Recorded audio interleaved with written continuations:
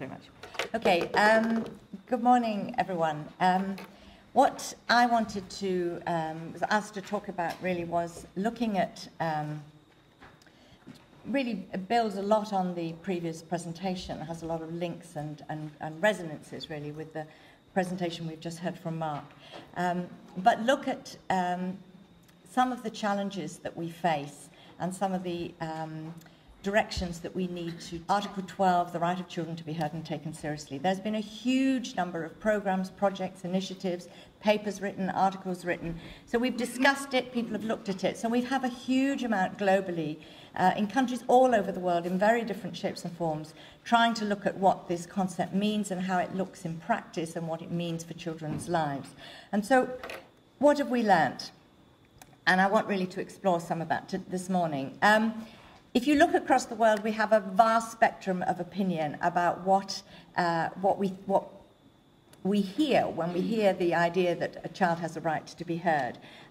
Running from, on the one side, people who say, you know, children have already got too many rights, adults know best, children don't have capacity, they don't have wisdom, they don't have knowledge, adults know best, we should be not giving children more rights to do this, it fails to protect them. And on the other hand, we have recognition that active engagement, active participation, both as individuals and children as a group within their communities, is fundamentally important to the protection and promotion of their rights. And so we have a vast spectrum of opinion and wide differences of understanding in what we actually mean by participation, what's its scope, and what are its implications. So what I want to do this morning really was to unpack a little bit what we mean and what we understand by this term participation, to explore some of the scope and implications of participation, and then look at some of the challenges that we've encountered in that 24-year period since the adoption of the CRC.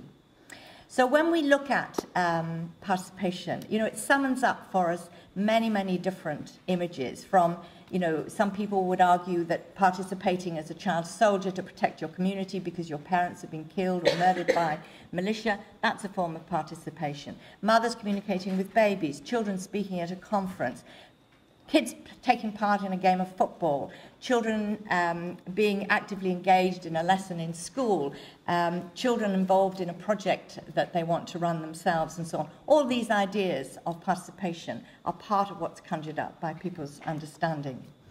But in terms, and one of the problems is that participation is a word that has a very general meaning, but it also has a very specific meaning in the context of the human rights of children. So basically, in the context of the CRC, the right to be heard is a fundamental value. In a sense, it's a kind of core, it's a core theme that underpins the whole concept of the CRC. It's fundamental to the implementation of children's rights. And importantly, it has to be understood as an entitlement and not a privilege. It's not just some nice, warm, furry thing that we do because we're nice people and we want to listen to children. It's a fundamental human right to be heard and to be taken seriously.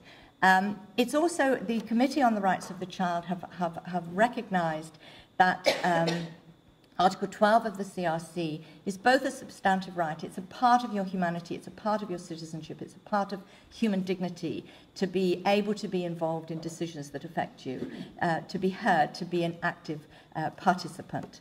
But it's also a fundamental principle that needs to be recognised, understood and acknowledged in the realisation of all other rights. It's both a means and it's an end. The term participation obviously doesn't figure in Article 12, and what the Committee on the Rights of the Child, the international monitoring body for the CRC, have argued is that participation, if you like, is a concept which is reflected not only in Article 12 but also in the other articles around the right to freedom of expression, freedom of association, freedom of religion, the right to information, the right to privacy, and also the right to respect for children's evolving capacities to exercise their own rights. So there's a cluster of rights which create this concept of participation that are central to the implementation of the CRC. The committee have also argued strongly that it applies to children as individuals. So children have a right to be heard in individual decision-making in relation to, for example, their healthcare, in relation to their education, in the court system, civil and criminal courts. But they also have a right to be heard as a constituency, as a group, on issues that affect them as a cohort, if you like. And I think also we have to fundamentally recognise that serious commitment to participation does constitute a challenge to traditional power bases. It does involve a transfer of power, because children traditionally are fundamentally disempowered and have no active entitlement to engage or contribute to decision making. And so if we look at what the Committee on the Rights of the Child has said about Article 12 in particular, first of all, they argue that it applies to every child capable of forming a view.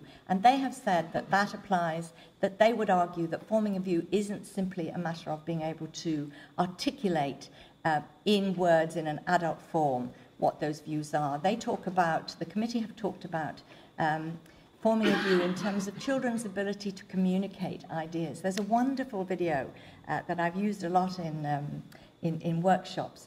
It's from Turkey. And it's a video of it's 3 minutes long, and it's a video of a mother, a young mother with a very tiny baby who is struggling to bond with the baby and not forming a relationship with the baby. So this little video is taken with the parent facilitator, parent educator coming in the background, talking to the mother, trying to help her communicate with the baby. So the baby's grizzling and the baby's grumbling and a bit miserable, and the mother keeps looking and saying, what do I do, what do I do? And so the educator's trying to say, you know, connect with the baby, look at the baby. So the baby makes a little noise like, so that she tells the mother to say, back. And then, so they start saying this, and then the baby pokes its tongue out, so the educator says, no, put your tongue out. So the mother pokes her tongue out. And in 3 minutes, what you see is the eyes of the mother fixed on the eyes of the baby. They are communicating with each other because the mother has learnt to listen to the baby, and she's learnt to understand what the baby is saying. And they're absolutely engaged with each other, just on that tiny, tiny little lesson with help, that the mother can learn to listen to the baby, and the baby is capable of communicating with her what the baby wants. So we need to think about not just articulate teenagers, we need to recognise that very, very small children can form a view in the sense of being able to communicate and express what they want in different forms other than verbal. Children with profound communication difficulties as well, the onus is on us as adults to find ways of listening to children and hearing what they're saying. The other issue is that applies to all matters of concern to children. So the committee have said that it's not just the obvious, you know, health, childcare, education, but that all matters really is taken very, very widely. So there's a Swedish economist who has argued, for example, that no macroeconomic policy is child neutral. So macroeconomics impacts children, environmental matters impact children, planning, transport policies impact children. So those things, children have a right to be contributed. They don't have a vote, but they have a right to be heard in the way those policies are developed and implemented.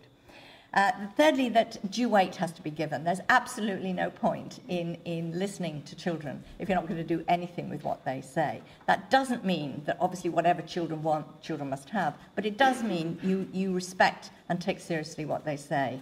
And if you can't act on what they want, then do them the courtesy of engaging with them about why that is. After the in the UK, after we ratified the CRC, there was a huge engagement in sort of consulting with children. I remember some children from Wales saying, you know, children in care in particular, there was a lot of work to consult with children on the care system.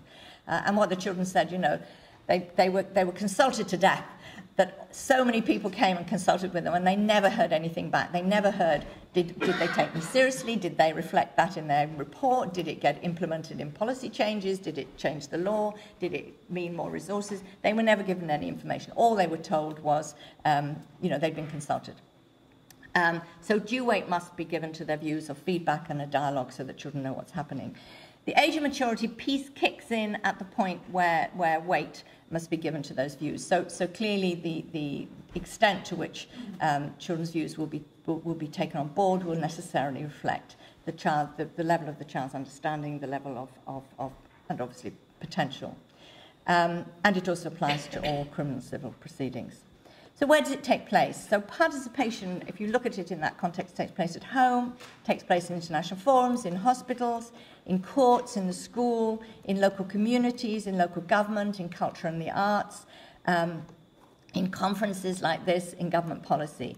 So in other words, wherever children are, the right to be heard and the right to be taken seriously needs to be taken on board. It's about a culture, it's about building a culture in which children learn that they're not to be simply disregarded.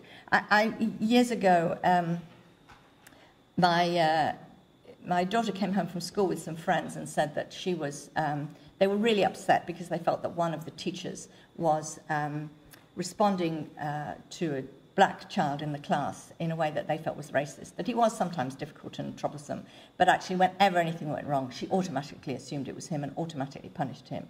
So I said to them, well, what are you going to do about it? And they said, well, what do you mean? I said, well, if you think there's an injustice going on, you ought to respond to that. And they said, and they kind of laughed at me and just said, don't be ridiculous. We're just children. Who's going to listen to us? Who's going to take us seriously? Who's going to believe us against a teacher? A teacher has status because she's a grown-up, and we're just children. I found that profoundly depressing. And when I compare that with an experience I had at a similar time, where we were I was running the Children's Rights Alliance for England, and we were trying to set up a consultation. We wanted to consult with children on how to construct the research. So we'd invited a group of young people together for a day to kind of explore their ideas and their experiences. And two of the young people from that came from a school which was profoundly democratic. It was an ordinary school in a working class area, Sink Estate, where high levels of unemployment and poverty, but where the head teacher had come in and really profoundly transformed the school by creating a democratic environment where children were seriously engaged in decision-making and seriously engaged in the policy-making within the school. So these two 9-year-olds, who were the youngest in the group, I was talking with them, and I said, so if we wanted to come and find out from your school how democracy worked in the school, would it be best if we came and just worked with children in small groups? Would people feel more comfortable about talking in that way? And they said, no, absolutely no need, because we always have circle time, we always talk about problems in the whole classroom, so we're all confident about speaking.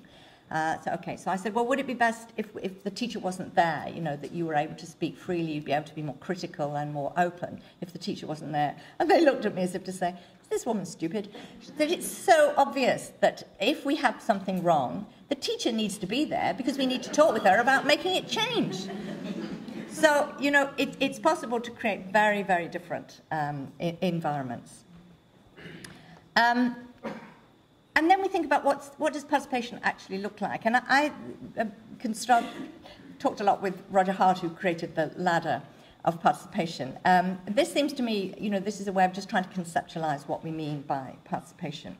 So we can have participation which is consultative, which is totally valid in many, many contexts. It's perfectly valid to have an adult-initiated, adult-led consultative process, which nevertheless recognizes that information from children, experiences of children, contributing to that process will add to understanding and knowledge and wisdom. So it's a recognition of children's capacities, recognition of the value of children's involvement, but nevertheless in an adult context. So, for example, you may have seen a report that was done a few years ago called It Hurts You Inside. I don't know if anybody's seen that piece of work. Anyway, basically, we had, in the UK, we have and had for many years, a sort of public obsession with the right of parents to beat their children. When I was running the Alliance, I think I did more television interviews, radio interviews, debates, and so on corporal punishment than every other topic on children's rights put together. So there was a lot of research with parents, with children, with professionals, and with parents and teachers and other professionals on prevalence, attitudes, impact, and so on. So this was a piece of work that wanted to find out from children what happened. So the researchers worked with 6- and 7-year-olds in groups all over the country, brought together quite 80 or plus children's experiences of smacking. And what was their experience of it. And it was really, really illuminating. It was fascinating, because what the parents would say to me and what the interviewers, when I was doing all this media stuff, would say to me was, surely you can't be objecting to a little tap, a loving smack, and surely we have to have a kind of range of disciplinary measures if we're going to bring children up right and keep them on the straight and narrow. So what did these children say? They did not experience it as a loving tap. Believe me, they did not experience it that way. They experienced it as, it feels like your bones are going to be broke. It feels like you've been hit with a stone. It feels like you're so lonely, nobody loves you anymore. You cry till little drips come out of your eyes. You feel humiliated, and you feel basically lost, unloved, humiliated, and hurt. And the title of the research, It Hurts You Inside, was one of the quotes from the children. But the most interesting thing was that the children said unanimously, every single child in every single of the focus groups said, when asked why grown-ups hit children, it's because they've lost it. They're out of control and they've lost it. So it's not part of a sort of disciplinary package. I don't actually know which is worth, whether it's worth to do it in cold blood or worth to do it in a temper. But it's certainly potentially dangerous when you're hitting children out of control. So that was an extraordinary... Now, the children had no control over that research. They had no control over the design of it or anything. But nevertheless, we have learned a huge amount about how children experience violence as a consequence of consulting with them. Collaborative participation, I would argue, is where there is a much more... where there's an idea which comes up from parents, or from adults, so it's adult-initiated, but there's some degree of partnership with children. So, for example, there's some really interesting work being done around working with children and older people around intergenerational dialogue, beginning to create, linking with what Mark was saying before about breakdowns in communities, and we don't have the capacity to communicate across other members of communities. What this work has been doing, for example, there's some interesting stuff being done in South Africa where, in the context of an HIV pandemic, there has been a huge breakdown of communication between elders and young people within local communities, in rural communities. So one of the things that's happened is that because, a lot of the sort of initiation rites into post-puberty, the young people are saying are dangerous in the context of HIV and they don't want to do them anymore. There's, a lot of women-headed households now because many men have died. Children much more going to school rather than working in the local community. So the kind of power relationships have begun to change and break down within those communities. And what these programs do is recognize that children have a legitimate voice in those debates, as do the elders, and we need to find ways of bringing them together so that they can hear from each other instead of breaking away and simply resenting each other's position, to bring those communities together. And what has happened, for example, in one of those programs where the elders felt they were no longer respected, they'd lost power, that human rights and education had taken the place of the role and the contribution that they would make to their communities. The young people felt they were not respected, they weren't valued, and so on. So by bringing those two communities together and recognizing they each have a voice and the children have a right to be heard as well, they began to form different ways of engaging with each other. For example, to begin to create new forms of initiation rights, which everybody recognized were valuable, but they needed to do the ways which were safe and not putting children's health at risk in the context, particularly of an HIV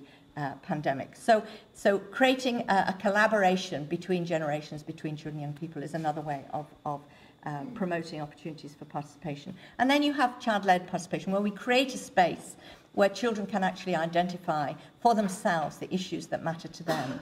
And I came across a wonderful example a couple of weeks ago at a meeting in Ghana from a group called Concern for Working Children in India. And these children have been supported by the organisation to create their own children's union, where they work to impact on their local community. And what at this point, this particular group was saying that the most important issue for them, really most important issue, was the problem of alcoholism amongst their fathers and the consequent violence towards their mothers and violence towards them. This was the thing that most dominated their concerns. So then what were they going to do about it? So they decided that they would find out where people were drinking, and they discovered that almost all the alcohol was being sold illicitly in local stores. So they went to the chief of police and said, this is a real problem for us, it's destroying our communities, and it's all being sold illegally. And the chief of police said, go away, not interested. So the children kind of regrouped, well, what can we do about this? So then they said, okay, let's find out how much people are drinking. And they discovered that outside the stores where the men were buying the alcohol, they were flipping off the plastic lids and then taking the beer bottles away. So they started to count the plastic lids. And they did that over a period of months. They gathered up all of the plastic lids and counted them, and then they multiplied that by 12. That would be how much liquor was being sold illegally over the period of a year.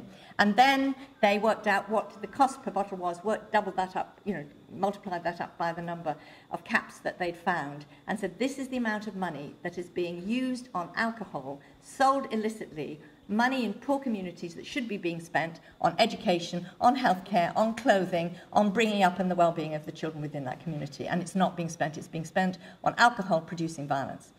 So then they went back to the chief of police, and this time, armed with all that evidence, they were able to get a reaction from the police, and they did come in and they started systematically closing down the liquor stores that were selling illegal alcohol. So the point about that is that children were able to identify the issues themselves. They were able to identify the research methodology and the evidence that was needed to try and make a change, and they were able to affect a real difference within their communities. Participation is necessary for the realization of other rights. We can't achieve effective health of children if we don't engage them in the decisions that affect them, their education, their opportunities for play, obviously in relation to civil and political rights, the rights to be involved in freedom of expression, the right to be involved in choosing your own religion and so on, protecting children from violence and so on. Participation is fundamental to the realization of all those rights. And if you look at it, for example, in relation to protection, one of the most powerful ways of sustaining impunity for abusers of children is to silence children. I mean, you just have to look here at the history of the Catholic Church, where children were silenced, children had nowhere to go, and if they did ask for help or if they didn't tell somebody, they were not believed because of their low status. Who would believe a child against a priest? You look at, in England, we've had the example of Jimmy Savile, who was violating young girls for 40 years, but because he was powerful and famous and much loved as a public figure, children who tried to report it, tried to get help, were completely denied help and were told basically that their views and their experiences didn't matter and weren't believed. So we have, as long as we deny children the right to have a voice, to be heard, to be taken seriously, and provide the mechanisms and the routes through which that can happen, we will perpetuate impunity for people who want to rape and abuse children. We also need to recognise the capacity of children to contribute to their own protection through their own active engagement. There's an interesting initiative in West Africa where a group of 80 young people came together to develop a regional network as a response to the UN study on violence against children. And one of the things, I mean, there were hundreds of things that they're involved in doing, but one just very small initiative that children have got involved in is they've recognised that children with disabilities who are disproportionately vulnerable to physical, sexual and emotional violence are particularly vulnerable in local villages where they're not at school. And so during the day, the children or other children are out at school, the parents are out at work or in the field or whatever, and the child is left at home in the hut. And as such, she or he is vulnerable to other people in the community raping, coming in and abusing them. So the children are completely isolated, very vulnerable, and have no means of protecting themselves, particularly if they have mobility problems or they're severe learning disabilities or whatever. So what the children have done is they decided they would use cheap mobile phones with a cheap just number programmed in. They would give children identity. So they did a mapping, where were all the children with disabilities, gave them a mobile phone, did fundraising activities and so on to get the phones, and then gave them a number so that if ever the child felt vulnerable, they felt they were at risk, they could press this number and it would notify one of the children, who would immediately then go to the police or the magistrate or the Child Protection Committee or whatever the mechanism was within that local community. So the children themselves have ideas and creativity to bring to their own protection. We also need to recognise that we learn a lot when we talk with children about the nature of the violence they experience, the nature of the harm they feel they are at risk from. So we need to build those perspectives into the way we design programmes. And if we want to improve legislation and policy, then we have to start listening to children. We also, unless children have a knowledge that they have a right to be heard, then they can't, that they have a right to protection, and that right to be heard, to exercise the right to protection, then we keep children vulnerable. In many situations, particularly again with children with disabilities, children in institutions who are being abused in those environments, if they don't know they have a right not to be hurt in that way, then it's very difficult for them to even to begin to exercise any challenge to what's going on in their lives. So the challenges then, what do we face in terms of the challenges of promoting these rights? I'll just quickly run through these. So one is that we focus primarily on short-term projects rather than the concept of entitlement. Incapacity, I'll go through them. So we need to think about, an awful lot of the work that's gone on in the last 20-odd years has been about short-term funded projects, you know, a 3-year project to set up this child club or a 3-year project to run a community-based activity or whatever. So I think we need to think about a much more embedded transformational commitment to ensuring this right as a part of trying to create a cultural change. First of all, there needs to be a legal policy framework. It needs to be established as a legal right. So, for example, there needs to be, as there not in many countries, for example, there is no provision for children to be involved in their own healthcare. There is no provision for children to give consent to treatment. Until you're 18 and an adult, adults can make every single decision in relation to your health care. And you have no right to sexual reproductive health services, you have no right to confidentiality, you have no right to access or help or advice or information without the consent and active engagement of your parent. We need to have a right to be heard in court, to legal representation, to whether it's in civil rights, family law or criminal. There need to be legally established complaints mechanisms, remedies and redress so that when children experience violations of their rights, they have a right to be heard and can take that somewhere. We need to have a right, for example, to establish democratic school councils so that children don't have to fight for that individually within a school. We need a commitment to raising adult awareness. We need training. The Committee on the Rights of the Child say to every single government that comes before them in Geneva, every single set of concluding observations, if you look at the ones for Ireland, you'll see it there, that you must provide training for professionals on how to apply children's rights in their day-to-day practice and in their institutions. It's not happening. It's not happening in most countries in the world. And until we get teachers, psychologists, lawyers, judges, social workers, pediatricians, GPs, nurses, understanding what these rights are and including the right to be heard, then those cultural changes won't happen. We need to create opportunities for political engagement, for community engagement, for children to be involved in influencing those policies that impact on their lives so that they're not simply marginalised recipients of what the adults throw at them. I mean, we've had, I'm sure here in Ireland too, we've had a massive programme of cuts right across the board in legal aid, in health and welfare and in education. So we've got huge cuts and changes. And one of the things that's happened at local authority level is that in my local authority, for example, I live in London, the 80% of the youth budget has been cut because it's non-statutory. So they've just cut it completely. So there is no space for young people to organise, no space to support young people. There's no very limited space for young people to be engaged in anything that's happening within their community, which is being supported by the local authority. We need to be much, much better at sharing information, giving young people information not only on what their rights are, but how to exercise them, how to participate, how to get involved. And the need to create a culture of an environment where children can be involved at a day-to-day level within their local communities, at every level, family life, education, healthcare, and so on. We also need to think a bit about this incapacity. We tend to operate with a set of assumptions about children's incapacity. And we do, most of us really do believe, that we know best because we're grown-ups, and that children have a much more limited capacity to contribute. And I think what those generalised assumptions fail to do is take account of a number of things. One, the specific experiences of childhood and how they impact on children's capacities.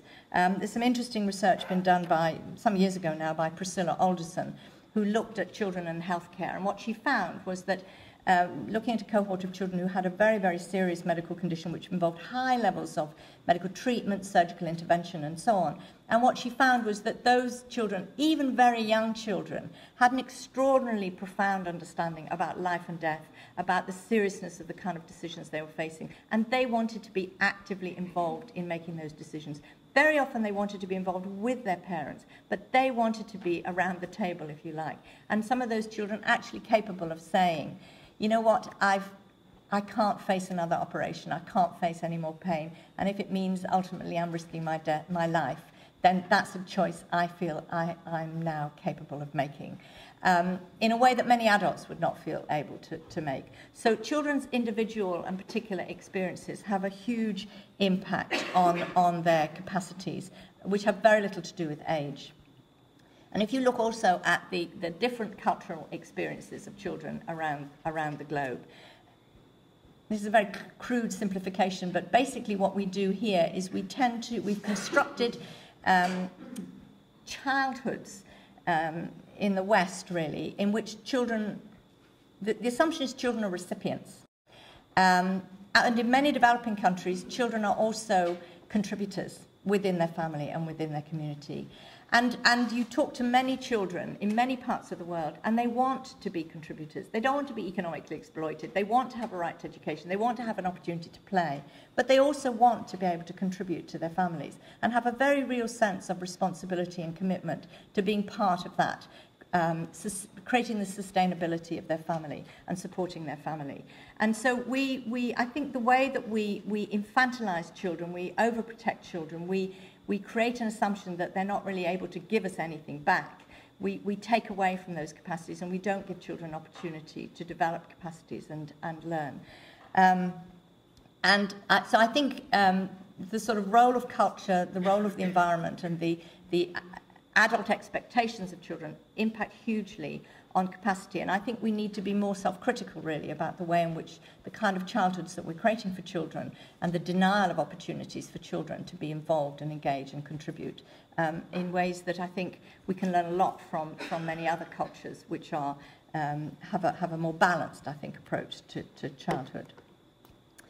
We then have to think about the issues of childhood status, because children, self-evidently, don't remain children. They grow up. And whereas if you are engaging in as a woman in participatory activities around feminism or women's activities supporting women, you stay a woman and you can stay involved. If you're a disability activist, you can become a disability activist at any age, and you will stay a disability activist because the disability remains with you. If you're a child and you get involved, you become an adult, you don't stay there. And that has implications for the sustainability, about the need for continuing support, about the need for continuing resources to recognise there are new cohorts of children constantly coming through who will need investment and support and engagement. And also we need to think about the fact that that children are children and have a right, if you like, to greater degrees of protection than adults, and that's much of what the CRC is about creating those protective environments for children.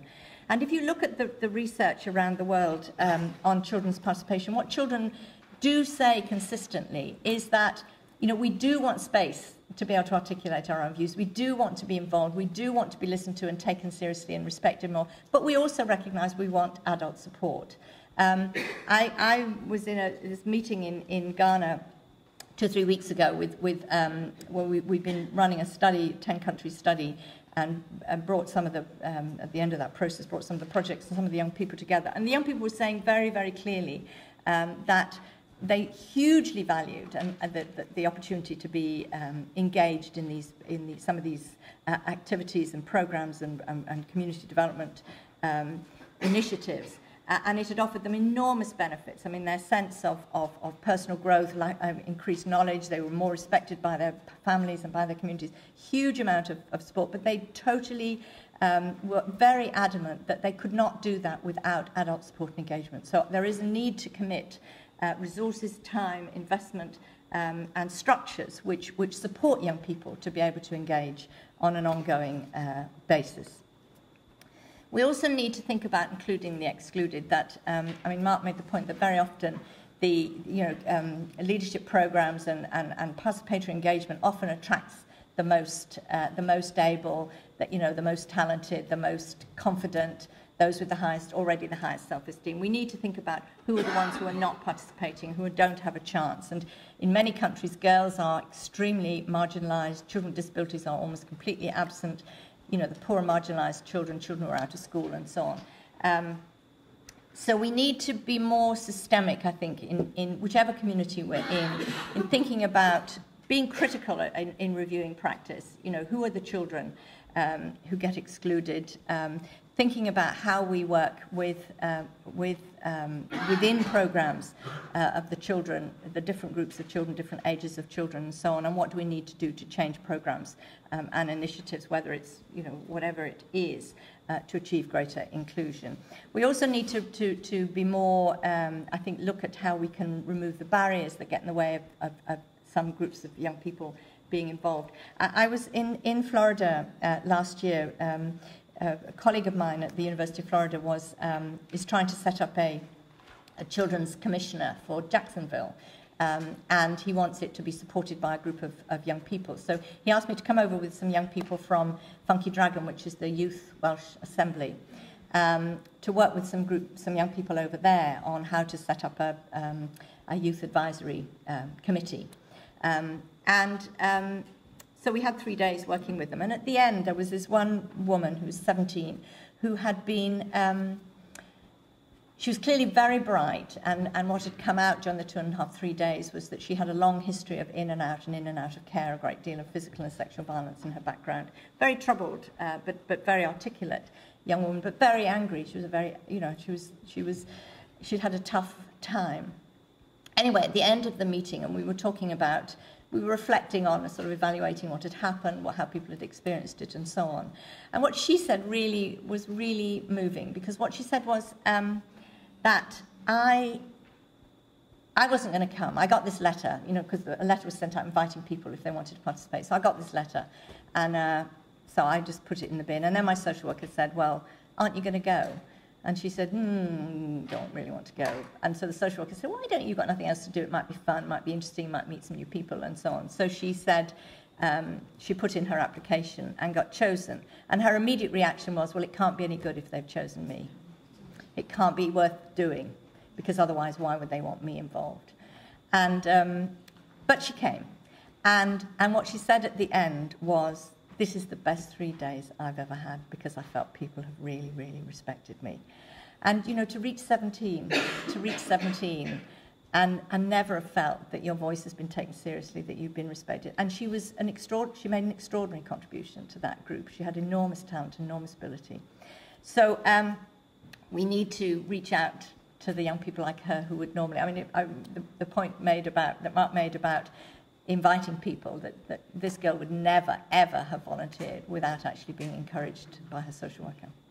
And we need to really think about how we make people more sensitive to the barriers that we create that exclude certain children, and think about how we improve our outreach and our commitment and to other people.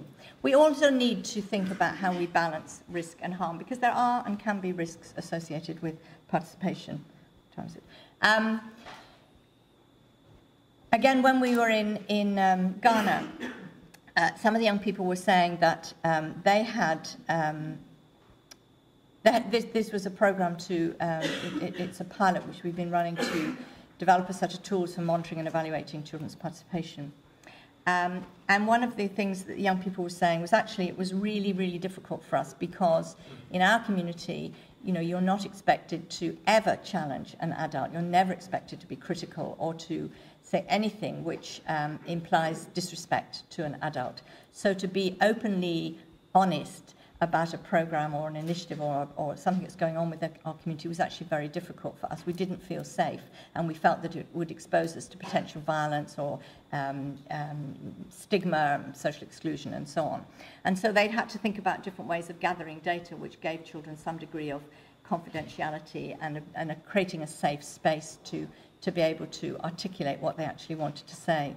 So there are real problems where children are potentially challenging traditional power bases, whether it's employers or trade unions or the police, local politicians, family members, teachers, or whatever, that you can't just give children an opportunity, arm them up with their rights and say, go out and claim these rights, if you like, without recognising the context and the potential risks that they might experience in so doing. So we need to think about that. And we also need to think about not burdening children with excessive responsibility, that they are children and they have a right not to be involved if they want not to be involved.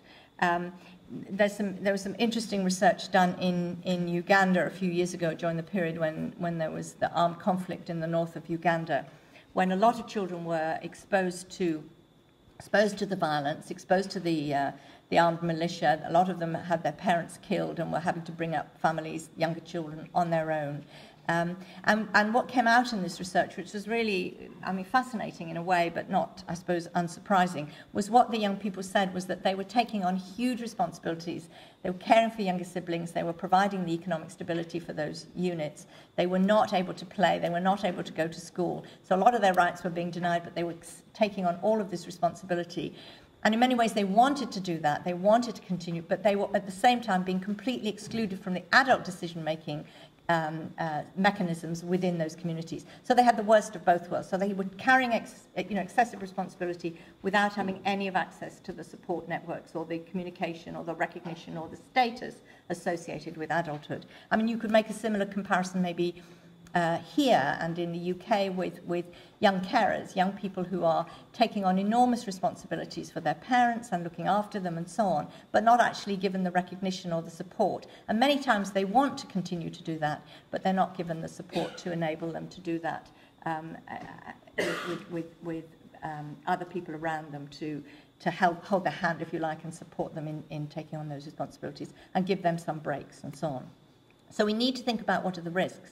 But we also need to think about the risks of not allowing children's participation, because we do know about the benefits that it brings to children in terms of self-esteem and confidence and resilience and so on. We also know that if children are denied the right to be heard, they may engage in hidden risky behaviours. They may participate and get engaged in ways that are potentially risky and without the protection of adults or the knowledge of adults who care about them and want to support them. And it also fails to recognise that, as I said earlier, participation is one of the major mechanisms for achieving effective protection of children. So we need to think about some of those balances. And also looking at quality and ethical participation. The Save the Children some while ago created a set of practice standards which were the kind of framework thinking about when we're talking about participation, what are the kind of standards we need? And those have now been adapted into the general comment by the Committee on the Rights of the Child. General comment is a sort of quasi-legal elaboration of what a particular right looks like. And there's one on Article 12. It's number 12 of the general comments by the committee. You can access it on the website of the Office of the High Commissioner for Human Rights. But these are the kind of 9 requirements, the 9 requirements of ethical participation, that it's respectful of children, that it's relevant, that we don't expect children to get engaged in things that are not interesting for them, relevant to their lives, that it's transparent and informative, that adults working with children are honest about the nature of the participation, the scope, what it can do, what it can't do, what the parameters are, and that children are provided with proper information so that they can be they can engage fully in an informed and intelligent way. And ultimately, it must be voluntary. Compulsory participation is not participation, it's a choice. Children have a right not to participate if they want to. The adults need to be supported by appropriate training, and they need to be accountable to children. They need to be open and responsive, and for children to be able to hold them to account in the work that they're doing. And in terms of the environments that we should be creating, they need to be inclusive and respectful of all children, whether they're children with disabilities from different ethnic groups, different ages, and so on. The environments need to be child-friendly. Bringing children into a local authority committee room forum and expecting children to function and enjoy that as a participatory environment is not going to work. And also need to be really very, very much cognizant of the potential risks that children may be exposed to, and creating safe environments both within the project and in terms of its impact on children's lives outside, or the initiative, whether it's a project or a programme or a structure that's being created. And finally, we need to think about how we monitor and evaluate participation. Not because, I mean, there's been a lot of discussion amongst governments and donors in recent years about wanting only programs which are results-based, evidence-based, we need to be able to prove. And there's been a resistance amongst the human rights community who say these are fundamental human rights, you don't have to prove that they work. You don't argue, for example, that we stop allowing men to beat women because women get better educational outcomes or work more productively if they're stopped being beaten. Women have a right to protection from all forms of violence because it's a fundamental human right and it's fundamental to their bodily and physical and emotional integrity. It's a fundamental human right. You don't need evidence in order to make the case for investing in changing those practices. But that has been pushed very hard in the context of participation. But I think that we do need to monitor and evaluate what we're doing in order to do it more effectively. And at the moment, there really aren't any agreed. There's been a lot of discussion internationally about, what are the indicators? How do we measure? Well, what's the benchmark or the indicator against which we can begin to say that participation is happening? So we need to, I think, invest to a greater extent in that. And as I say, we've developed this framework which has been monitored over 18 months in 10 countries. We're just coming to the end of that now, and we're going to be developing and publishing a set of a framework and tools for gathering data with children and with people working with children in order to begin to look at how we build and measure what we're doing more effectively. So we need to be able to track what progress we're making. We need to know what works and doesn't work. We need to, one of the outcomes of this 18-month process has been that the children involved have said they now have a much better understanding about the nature of what it is they're doing and being able to think more ambitiously, have higher aspirations about what's possible. So I think we owe it to children to do this. It helps us identify what support, what resources we need to do it effectively, and it does provide evidence which we can then take to governments, to politicians, to donors, to try and get greater political and financial support and commitment to the realisation of these rights. So in conclusion then, I would argue that the right to be heard extends to every child. It's a right, not a privilege. But at the same time, we have to recognise that children are not adults. They have different legal status and they have protection rights, and those things need to be taken into account in the kind of participatory environments we create. That there's no question that achieving meaningful and sustained participation is demanding, and it does involve a degree of redistribution of power. It's not warm and furry, it's a demand. It's actually about transforming societies. And so we need to be prepared to think about that and think about the implications of that and advocate, nevertheless, for real and sustained change.